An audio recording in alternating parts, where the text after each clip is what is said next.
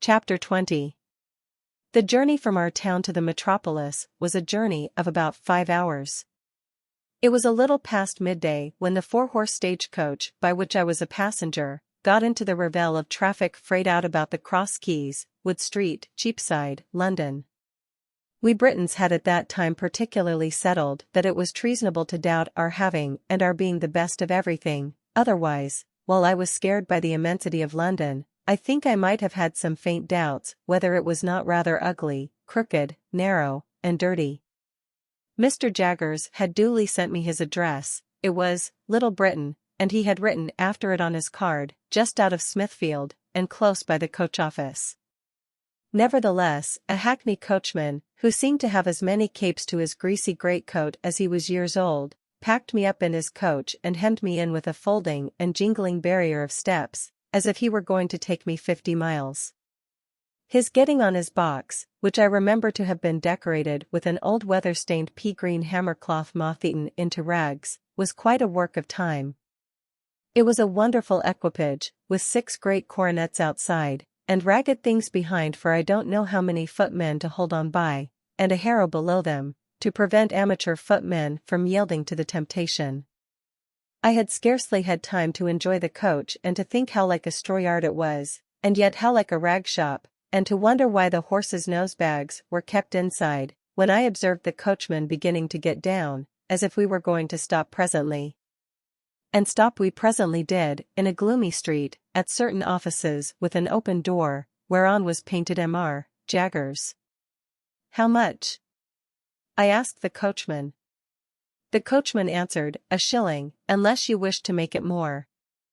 I naturally said I had no wish to make it more. "Then it must be 1 shilling, observed the coachman. "I don't want to get into trouble." "I know him." He darkly closed an eye at Mr. Jaggers's name and shook his head.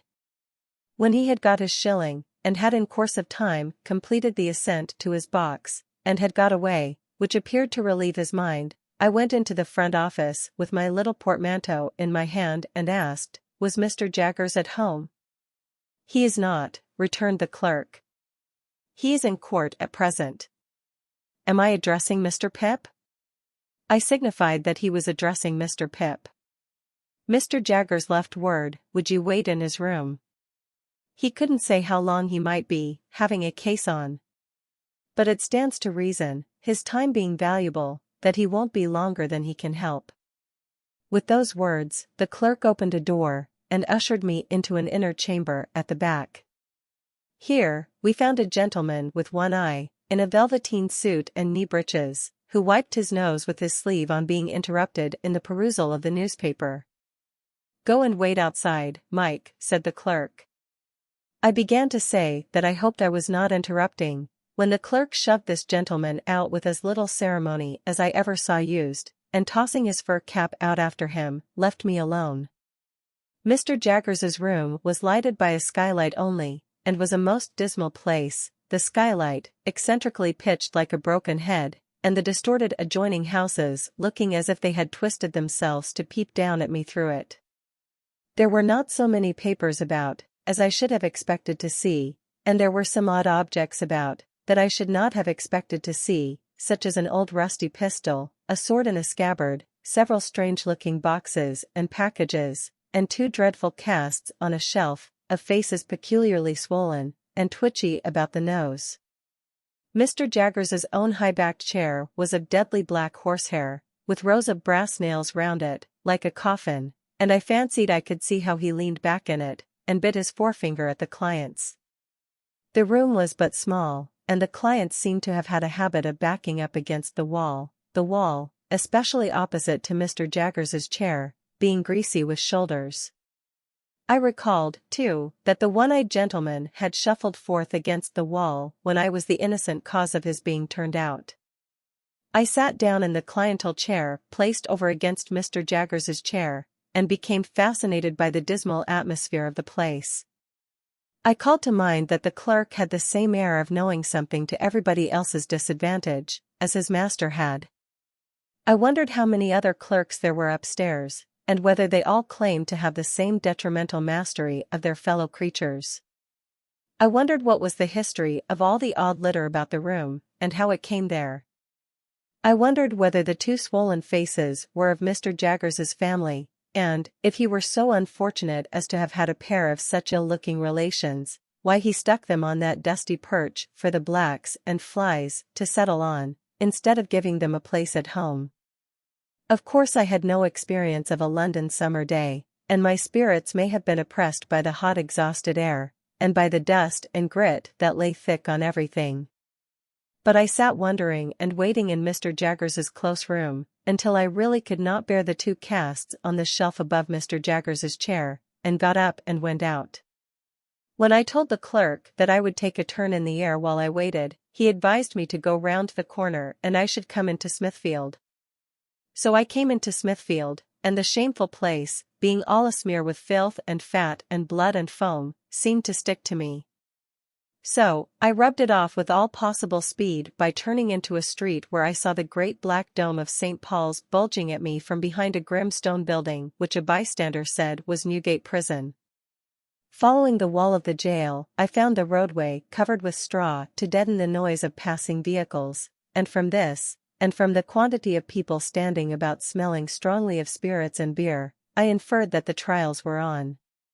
While I looked about me here, an exceedingly dirty and partially drunk minister of justice asked me if I would like to step in and hear a trial or so, informing me that he could give me a front place for £half-a-crown, whence I should command a full view of the Lord Chief Justice in his wig and robes, mentioning that awful personage like waxwork, and presently offering him at the reduced price of 18 pence.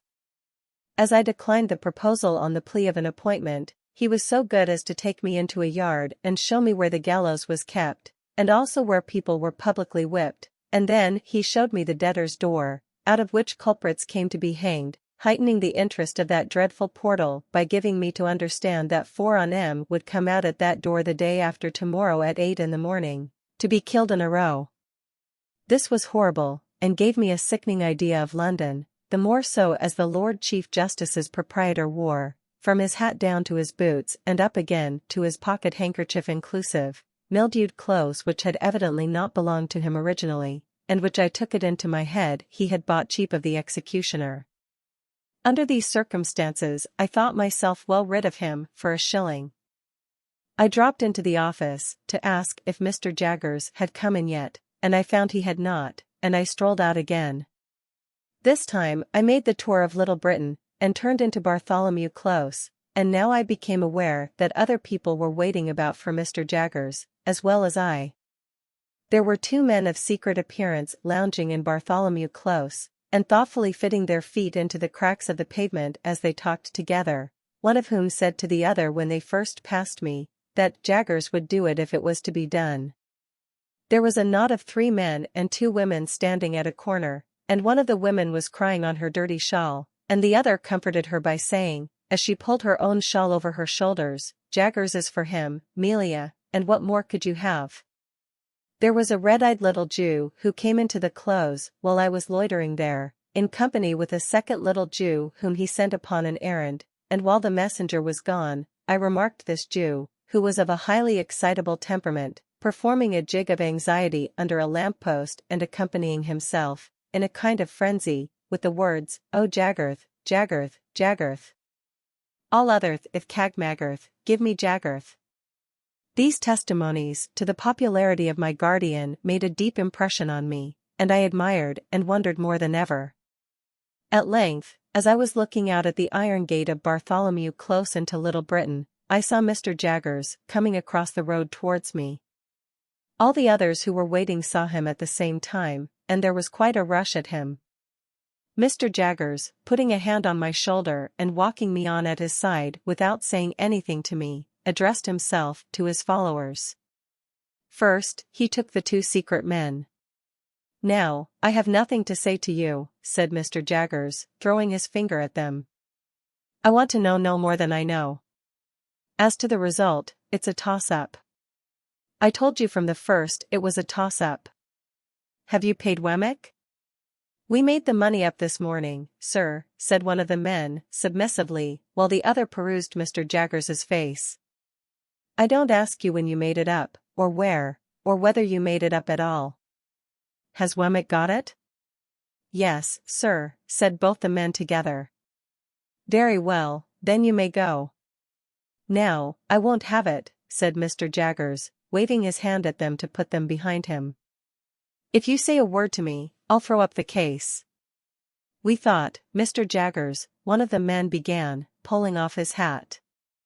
That's what I told you not to do, said Mr. Jaggers. You thought. I think for you, that's enough for you.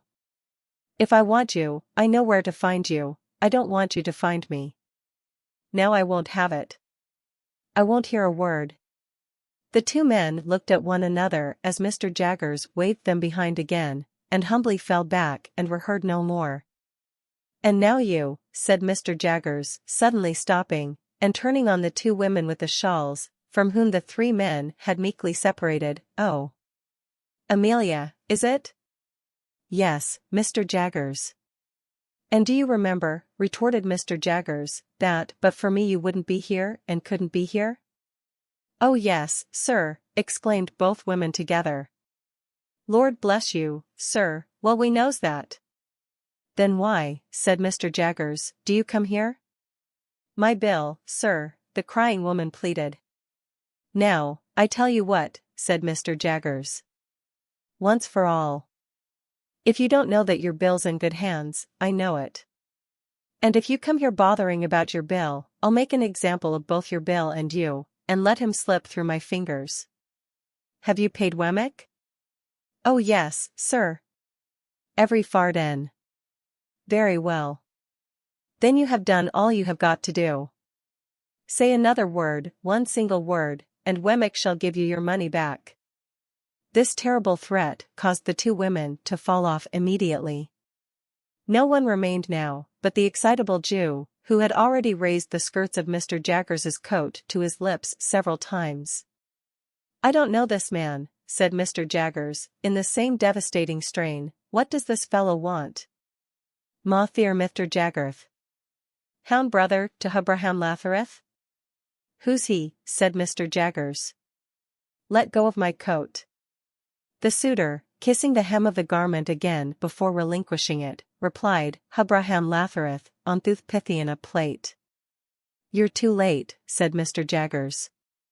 I am over the way. Holy Father, Mr. Jaggerth, cried my excitable acquaintance, turning white, don't they you're again Abraham Lathareth? I am, said Mr. Jaggers, and there's an end of it. Get out of the way. Mr. Jaggerth. Half a moment. My hound couldn't gone to Mr. Wemmick at this present minute, to offer him haney terms. Mr. Jaggerth. Half a quarter of a moment. If you'd have the condescension to be bought off from the t'other side, at haney superior prith, money no object, Mr. Jaggerth, Mr.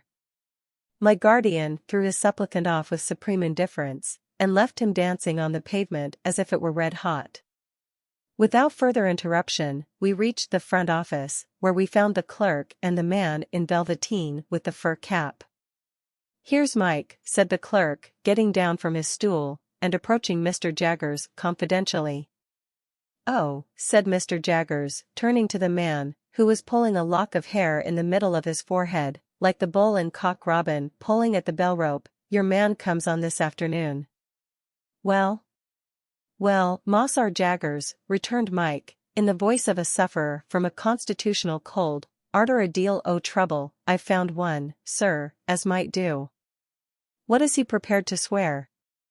Well, Mossar Jaggers, said Mike, wiping his nose on his fur cap this time, in a general way, anythink. Mr. Jaggers suddenly became most irate. Now, I warned you before, said he, throwing his forefinger at the terrified client, that if you ever presumed to talk in that way here, I'd make an example of you. You infernal scoundrel, how dare you tell me that? The client looked scared, but bewildered too, as if he were unconscious what he had done. Spoony, said the clerk, in a low voice, giving him a stir with his elbow. Soft head. Need you say it face to face? Now, I ask you, you blundering booby, said my guardian, very sternly, once more and for the last time, what the man you have brought here is prepared to swear. Mike looked hard at my guardian, as if he were trying to learn a lesson from his face, and slowly replied, either to character, or to having been in his company and never left him all the night in question. Now, be careful. In what station of life is this man? Mike looked at his cap, and looked at the floor, and looked at the ceiling, and looked at the clerk, and even looked at me, before beginning to reply in a nervous manner, "We've dressed him up like," when my guardian blustered out. "What? You will you?" "Spoony," added the clerk again, with another stir. After some helpless casting about, Mike brightened and began again. "He is dressed like a respectable pieman.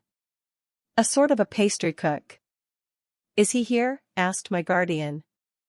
"I left him," said Mike, setting on some doorsteps round the corner.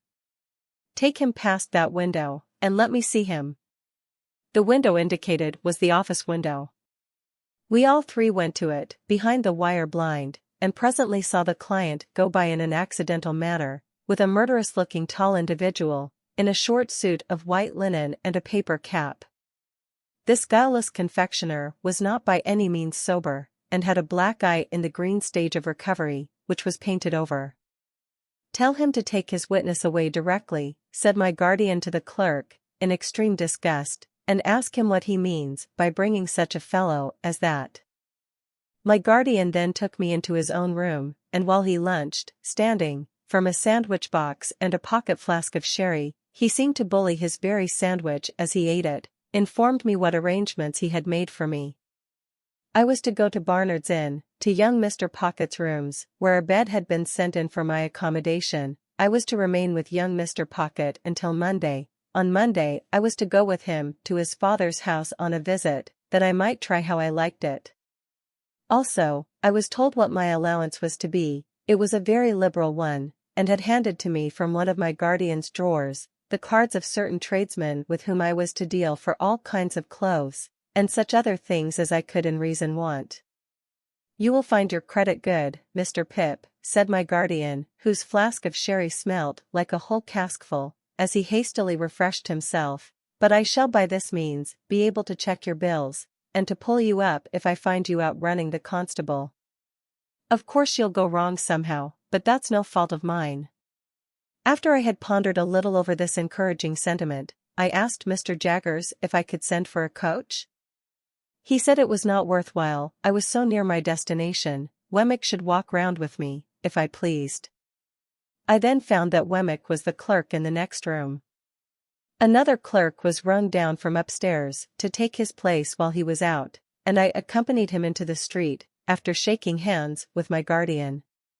We found a new set of people lingering outside, but Wemmick made a way among them by saying coolly yet decisively, "I tell you it's no use, he won't have a word to say to one of you," and we soon got clear of them, and went on side by side.